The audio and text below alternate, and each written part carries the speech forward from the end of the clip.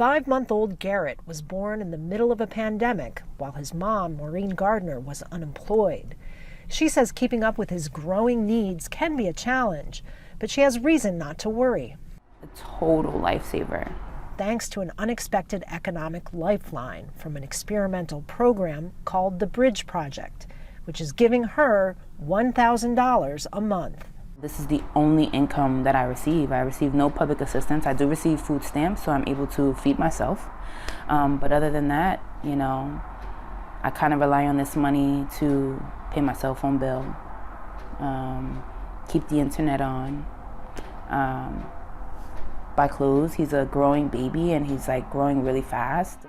In New York City, 1 in 4 children under the age of 3 live in poverty. The program is helping 100 families whose average yearly income is $14,500, well below the federal poverty line. The foundation behind the project argues the financial support to the families will yield long-term benefits for the children. We really wanted it to be done so that we could study this over time and really understand what the effect of this money is on everything from mental health to food security to housing security to, really importantly, how the baby is developing and reaching their milestones. It's a concept known as guaranteed minimum income. Advocates say cash with no strings attached is the best way to help families out of a cycle of poverty. And experiments like the one here in New York are happening all across the country to prove it.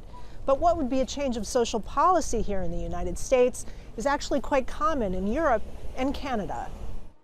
Last July, millions of American families got an unexpected cash infusion from the government in the form of the child tax credit, meant to help with expenses like childcare during the pandemic.